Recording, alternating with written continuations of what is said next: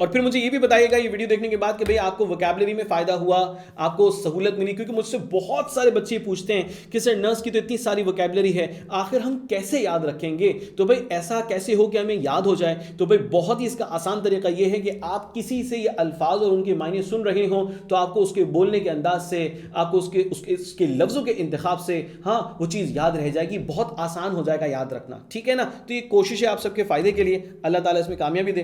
2013 और 2015 में एक वर्ड आया है और वो है रैपर्ड और इसके ऑप्शंस दिए गए, सिनोनिम फाइंड आउट करना है। ऑप्शंस दिए गए misunderstand, disharmony, agony, affinity. Sir rapport का वर्ड इस्तेमाल होता है बॉन्डिंग के लिए, हार्मनी के लिए, ठीक है, गहरे ताल्लुक के लिए, सही ना? जैसे कि हम जिस शहर में रहते हैं, जिस इलाके में रहते हैं, वहां के लोगों से हमारा हमदर्दी का ताल्लुक है, हमदर्दी का एक रिश्ता है। मुसलमान होने के नाते तो हम सब भाई भाई हैं, मगर जो है वो हमारा एक गहरा ताल्लुक इंसान होने के नाते भी है, सही है ना? तो यहाँ पे रैपर्ड का मीनिंग क्या होता है? बॉन्ड। और ये ताल्लुक सिर्फ और सिर्फ जिंदा इंसानों से ही नहीं होता, बल्कि ये ताल्लुक आपकी इर्द गिर्द जो भी चीजें मौजूद हैं उन सबसे बड़ा गहरा ताल्लुक होता है, उनसे एक उनसियत आपकी रहती है, ठीक है जी? बॉन्ड, ठीक है। इसका एक और मीनिंग भी चलें लिख लीजिए, हार्मनी, सही है?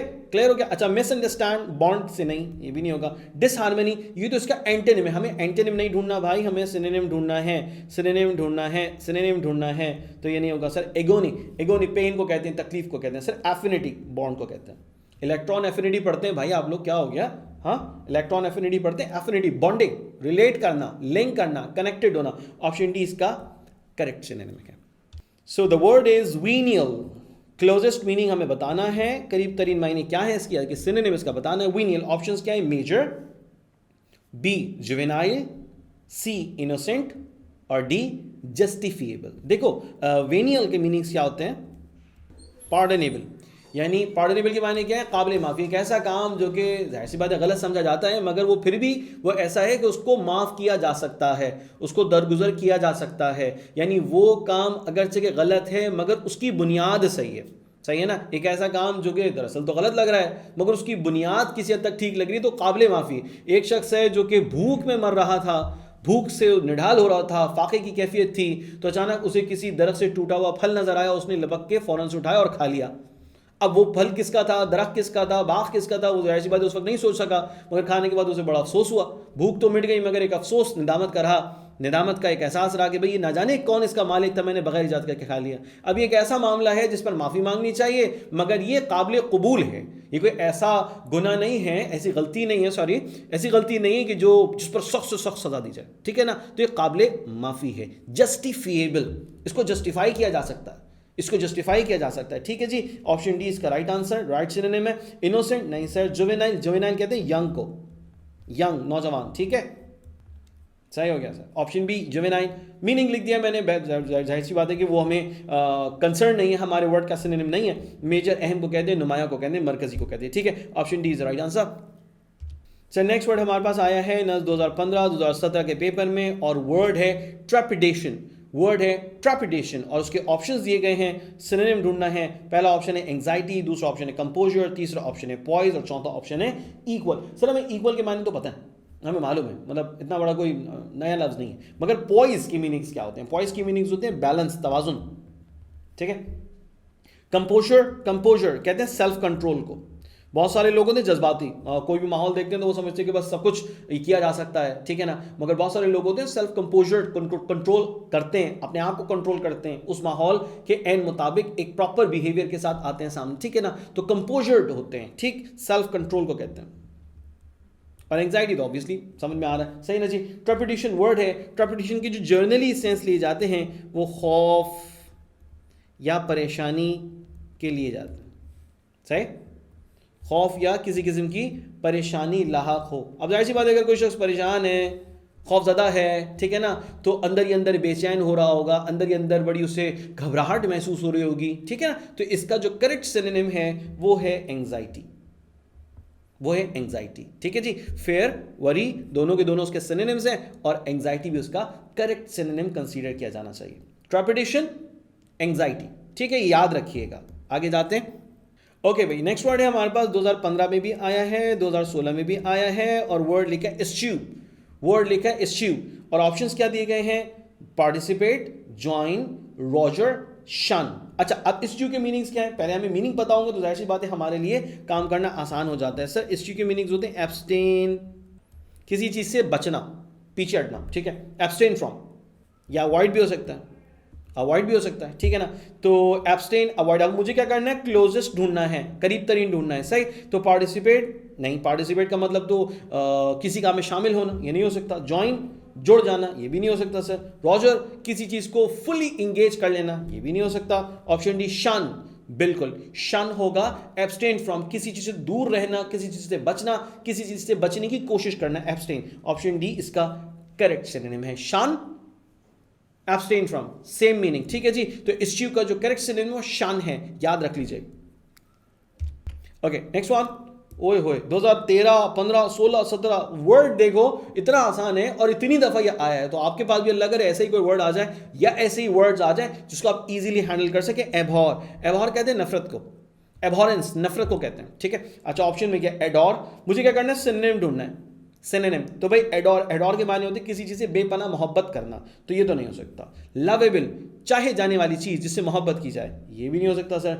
आइडलाइज, आइडल है या आइडल नहीं है, ठीक है ना। आइडल का मतलब होता है किसी को अपना रोल मॉडल मान लेना, आइडलाइज कर लेना, ठीक है ना, तो ये भी नहीं होगा सर। लोथ, यस, लोथ कहते हैं हेट को, लोथ कहते हैं नफरत को, सही है। तो ये इसका करेक्ट सिनोनिम है। चलिए जी आगे चलते हैं। वो कहने से ना आप क्लोजेस्ट मीनिंग बताना है। ऑटोप्सी, बहुत सिंपल वर्ड है, उसको कंफ्यूज मत कीजिएगा। ऑटोप्सी का मतलब होता है डेथ के बाद का प्रोसीजर, डेथ के बाद का जो प्रोसीजर फॉलो किया जाता है किसी भी डिजीज या डेथ के रीजन को फाइंड आउट करने के लिए, उसको ऑटोप्सी कहते हैं। बहुत सारे ऐसे लोग होते हैं जिनकी मौत की वजह सामने नहीं आती, तो फिर उनका ऑटोप्सी होता है, यानी कि उनका पोस्टमार्टम होता है, ठीक है, ताकि वजह जानी जा सके कि आखिर किस वजह के तहत उनकी मौत वाकई हुई है। सही हो गया। एनिमल्स में भी ये चीज़ होती है, ताकि उस बीमारी का पता लगाकर उस बीमारी से दूसरी स्पीशीज को बचाया जा सके या उसके ऑफस्प्रिंग्स को बचाया जा सके, इस नज़र से ऑटोप्सी होती है, ठीक है ना। आप पोस्टमार्टम को कहते हैं, ऑप्शन ए इसका बिल्कुल करेक्ट है। मेडिसिन को नहीं कहते, डिजीज को नहीं कहते, नन ऑफ दीज भी नहीं, ऐसी बात है। ऑप्शन ए हमारा इसका करेक्ट सिनोनिम है, ठीक है जी। ओके नेक्स्ट वर्ड है हमारे पास परटर्ब्ड। परटर्ब्ड हमें क्या करना है, हमें बताना है उसका क्लोजेस्ट, यानी कि उसका सिनोनिम बताना है, ठीक है। परटर्ब्ड के हमारे पास क्या ऑप्शंस मौजूद हैं, परटर्ब्ड के हमारे पास ऑप्शंस मौजूद हैं रिलैक्स, काल्म, एंग्शियस, क्यूजी, ठीक है। क्यूजी का मीनिंग होता है कंफर्टेबल, क्यूजी का मतलब क्या होता है, कंफर्टेबल होना, पुरसुकून होना, ठीक है। एंग्शियस का मतलब क्या होता है, एंग्शियस का मतलब होता है बेचैन। काल्म का मतलब होता है पुरसुकून। रिलैक्स का मतलब पुरसुकून, यानी कि तीनों अल्फाज एक ही जैसे मायने दे रहे हैं, एक ही जैसा सेंस दे रहे हैं, ठीक है सर। परटर्ब्ड के मीनिंग्स होते हैं एंग्शियस, बेचैन होना, अनकंफर्टेबल होना, रेस्टलेसनेस का शिकार होना, ठीक है ना। तो परटर्ब्ड का मीनिंग डिस्टर्ब से लिया जा सकता है। ऑप्शन इसका जो सी है ये इसका करेक्ट आंसर है। Option C is the right answer, ठीक है भाई। चलिए जी आगे जाते हैं। वर्ड आया है 2023 में भी आया है, 2015 में भी आया, नस्ट के पेपर में वर्ड है ओडाशियस। ओडाशियस, ओडाशियस के ऑप्शंस क्या लिखे हुए हैं, मॉकिश, ऑटोक्रेटिक, पर्ल, ऊजी। अब देखो इन चारों लफ्जों पर मैं बात करूंगा, ठीक है। इन चारों लफ्जों के मीनिंग्स को गौर से सुन लेना, समझ लेना, लिख लेना, याद रख लेना भाई। हो सकता है कि इनमें इन ऑप्शन में से कोई लफ्ज जो है वो सिनोनिम बनकर आ जाए और आपको पता हो तो आपका काम आसान हो जाए, ठीक है भाई। अब आ जाए सबसे पहले बात करते हैं वर्ड ओडेशियस पे। सर मॉकिश हमारे पास सबसे पहला ऑप्शन दिया हुआ है। मॉकिश के माने होते हैं सेंटिमेंटल।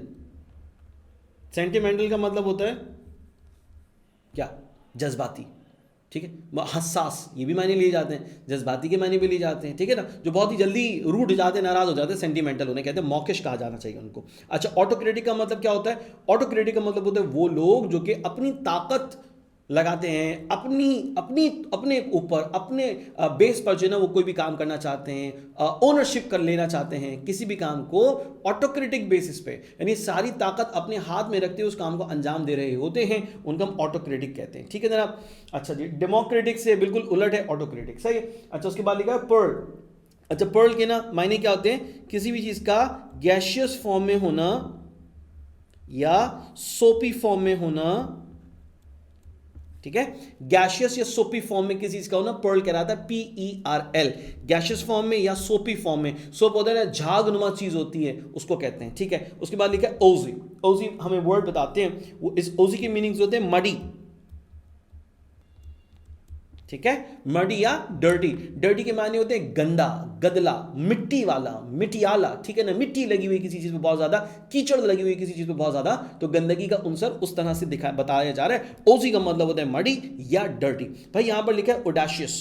ओडाशियस की मीनिंग्स जनरली लिए जाते हैं, यानी एक ऐसा बिहेवियर कि जिसमें कोई भी शख्स अपने तमाम तर रिसोर्सेस को इस्तेमाल करे, अपनी तमाम तर एनर्जी को इस्तेमाल करे और किसी काम को अंजाम दे अपने तौर पर, अपने नाम से, अपनी पावर को लगाकर। वो डिवाइडेड नहीं है पावर, वो सेंट्रलाइज्ड है, उसकी बेसिस पे वो काम करे, तो भाई ओडेशियस बिहेवियर इसे कहते हैं। सर ऑटोक्रेटिक इसका एब्सोल्युटली करेक्ट सिनोनिम है, बिल्कुल दुरुस्त इसका सिनोनिम है, ठीक है जी। So the word is vivacious, okay. और इसका हमें क्या करना है, क्लोजेस्ट मीनिंग ढूंढना है। 2013 में भी आया है, 15 में भी आया है, भाई पेपर्स में भी आ रहा है, और इसके बाद फिर जो है वो 2021 में और 2023 में भी आया यही वर्ड, ठीक है जी। आप देख सकते हैं पास पेपर में। यस, क्लोजेस्ट ढूंढना है, vivacious, dead, wealthy, spirited, dilated. Dead vivacious का नहीं नहीं नहीं, डेड तो नहीं होता सर। वेल्दी मालो दौलत वाला नहीं। स्पिरिटेड, यस यस, स्पिरिटेड यानी कि किसी भी काम को करने के लिए बहुत ही ज्यादा एंथुसियास्टिक होना, बहुत ही ज्यादा वेल स्पिरिटेड होना, ठीक है ना। यानी किसी भी काम को कहते हैं ना कि यार फायर्ड है, यानी वो बंदा जो है वो भरा हुआ है उस काम के जज्बे से कि वो करके ही दिखाएगा, हर हाल में करेगा, पूरी कोशिश करता। तो भाई उस बिहेवियर को हम कहते हैं इनफैक्ट वाइवेशियस, ठीक है। वाइवेशियस पॉजिटिव वर्ड है, ऑप्शन सी इसका राइट आंसर है। डिलाइटेड नहीं, डिलाइटेड के माने तो किसी चीज से खुश होना, मुतमईन होना, ठीक है। Option C is the right answer. So the word is sober. Marry, giddy, idle, solemn. Marry खुशी के लिए लफ्ज इस्तेमाल होता है। एक होता है MARRY, मैरी, वो शादी करने के लिए इस्तेमाल होता है, शादी के लिए, और MERRY खुशी के लिए इस्तेमाल होता है, ठीक है जी। अच्छा, गिडी, वर्ड गिडी क्या कहता है? गिडी हम यूजुअली इस्तेमाल कर रहे होते हैं किसी इनएक्टिव बॉडी के लिए, फेंट वर्ड ज्यादा सही है, सही ना। गिडी का वर्ड सेंस देता है फेंट का, बेहोश, अनकॉन्शियस है, इमूवेबल है, ठीक है ना, इमोबिलाइज्ड है, ठहरी हुई चीज है, रुकी हुई है, उसके माने देता है वर्ड गिडी। अच्छा, उसके बाद लिखा इडल। इडल के माने होते हैं लेजी।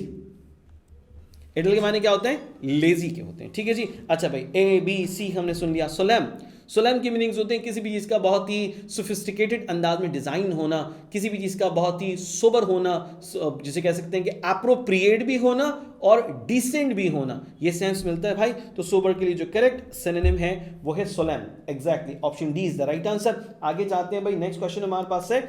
नेक्स्ट क्वेश्चन है जनाब